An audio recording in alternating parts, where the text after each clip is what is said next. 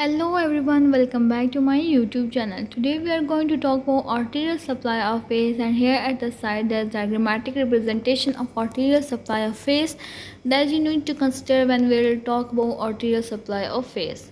And let's start the topic with introduction. Arterial supply of face is primarily provided by branches of external carotid arteries with some contribution from the internal carotid artery. These arteries ensure the delivery of oxygen and nutrients to the facial muscles, skin, and deeper structures. The extensive vascular network also forms the medius anastomosis that help maintain circulation and reduce the risk of ischemia. Now, talking about the arterial supply, it is by external carotid artery contribution and internal carotid artery contribution, and then there is anastomosis and collateral circulation. And now we will talk about them one by one. First, we will talk about external carotid artery contribution in the arterial supply of face, then internal carotid artery contribution, and then we will talk about anastomosis and collateral circulation of the face. First, we will talk about external carotid artery contribution. External carotid artery is the primary supplier of blood to the face. Its branches provide nourishment to various structures, ensuring their proper function. These branches include facial artery, superficial temporal artery, maxillary artery. Now we will talk about facial artery, that is branch of external carotid artery. Here you can see it is a branch of external carotid artery. Then we will talk about superficial temporal artery, that is also the branch of external carotid artery, and then maxillary artery, that is also the branch of external carotid artery. First, we will talk about facial artery. The facial artery arises from external carotid artery and is the chief artery supplying the face. It ascends across the mandible near the lower border and travels towards the medial angle of the eye, giving off several branches. And its branches include inferior labial artery that supplies the lower lip, superior labial artery that provides blood to the upper lip and parts of nose, lateral nasal artery that contributes to the vascularization of nose, and angular artery that is a terminal branch that supplies the medial canthus of eye, forming connection with the branches of ophthalmic artery. Next, we have a superficial temporal artery that is also the branch of external carotid artery. It is a terminal branch of external carotid artery. It supplies the scalp, forehead, and temporal region, branching into transverse facial artery that provides blood to the parotid gland, masseter muscle, and skin of the cheek. And also frontal and parietal branches it has that nourish part of forehead and lateral scalp.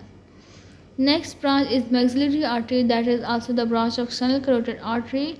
The maxillary artery is large branch of external carotid artery that supplies deep structure of face, including the muscles of mastication, maxilla, and mandible. Notable branches of maxillary artery include infraorbital artery that supplies the lower eyelid, upper lip, and adjacent tissue. Then it has buccal artery that nourishes the cheek and buccinator muscle. Then it has mental artery that provides blood to the chin and lower lip, emerging through the mental foramen of the mandible. Further talking about arterial supply, we have internal carotid artery contribution to the arterial supply of face, that is through the external carotid artery. While the external carotid artery is responsible for most of the facial blood supply, internal carotid artery contributes through the branches of ophthalmic arteries that include supraorbital and supratrochlear arteries and dorsal nasal artery. Further talking about supraorbital and supratrochlear arteries, these arteries emerge from ophthalmic arteries, that is branch of internal carotid artery, and it supplies the forehead, scalp, and upper eyelid. Next we have is dorsal nasal artery, that is also the branch of ophthalmic artery, that is branch of internal carotid artery.